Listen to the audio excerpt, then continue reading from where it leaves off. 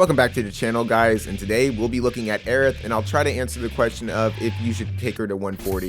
If you like this kind of content, definitely be sure to like, share, and subscribe, and aside from that, let's go right into it. So immediately once you transcend her the first time, she's going to get the max HP, AoE resistance, and the re-raise plus, and these are things you're definitely going to want to stack as much as possible, whether through cards, equipment, because aside from the re-raise, and especially if she's not casting it on herself, she's extremely squishy. She does have a means of giving a barrier. We'll look at all that in a second, and before we leave the screen, I do kind of want to make a mention as far as what stars you want to go for. Once again, they're random, but just to kind of give you a heads up, you definitely want to get HP as much as possible. This is something that will stack well with her bestowed effect, and generally more HP means a better chance of survivability and a chance for her reaction ability to proc. Aside from that, you're just going to really want magic, accuracy, dex, luck, the works, and that'll pretty much do it for that. Now her kit can be a little bit wonky, especially whenever it comes to using Time Mage and just her main kit in general. From what I've seen, she will prioritize her re-raise over everything else that she has. Protective Familiar is going to give a magical barrier for herself and whatever allies are in range, and it's probably the only skill that she will prioritize over her re-raise, but it's such a short range that chances are if you're using her for PvP, she's not going to immediately go into this. But I feel like it's something that's definitely good for keeping her back to a degree. Just Do This For Me is something that lowers her hate and it buffs her AoE resistance. This is something that's going to be extremely important for her, but it is a skill that she will cast on herself and she will move forward. So unlike Velas, who will stand still whenever he buffs himself, if there's nobody else for the enemy to prioritize or to attack,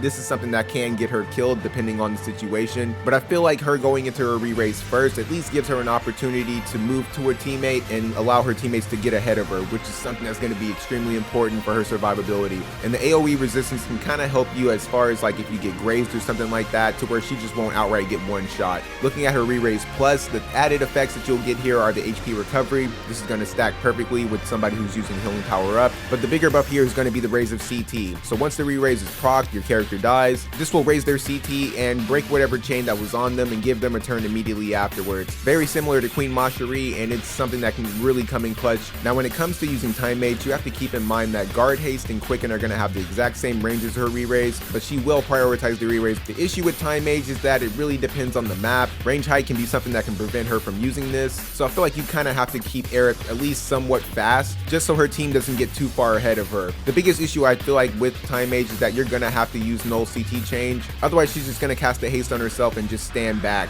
And even though this can be something that speeds her up, it may be just too little too late, and she doesn't have full life, so if your characters are dead, they're pretty much done for. So you'll have to contemplate whether you want to take off Midgard Flower Peddler, which is something you probably don't want to do, and probably the most important thing that she has. And next to that, we have Speed Cast, which I feel like is extremely important. A lot of her skills are tied behind activation time, so the more that you can lower that, the better off she's going to be. For me personally, I feel like Rune Knight is just absolutely the best. If you're trying to use her for PvP or maybe just as a damage dealer, this is going to pretty much be her meat and potatoes, just giving her a different source of damage as far as dealing slash. Mainly if she doesn't have to heal anybody, this will at least give her an opportunity to do something else. And I would have to say Draining Vacation is the most important one in here. Her reaction ability is an AoE heal, and it really complements her being next to her team, being in the fray, something I feel like complements her foundation very well. And finally, looking at her master ability, I think just overall shows you the general theme of how you want to use Aerith. The main stats we're looking at here are obviously the Spirit plus 20, the activation time down, and the slash and magic resist. She's somebody, if you're going to use for PvP, you absolutely have to make sure you're fighting mainly magic teams. That way you're giving her the best opportunity to stay alive, take some damage, maybe next to a Celis, maybe Amnelis. For me personally, I feel like she's better off being the second fastest unit on your team,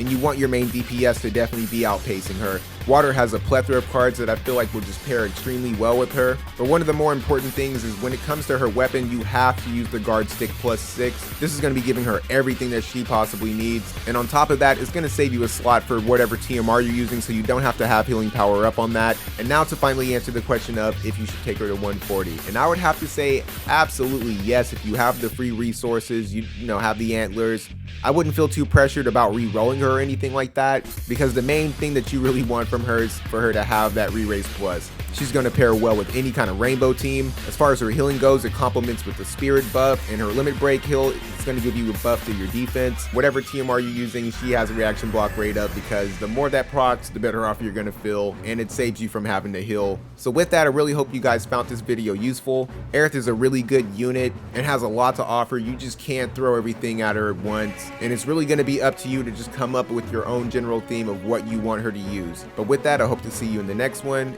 and take it easy.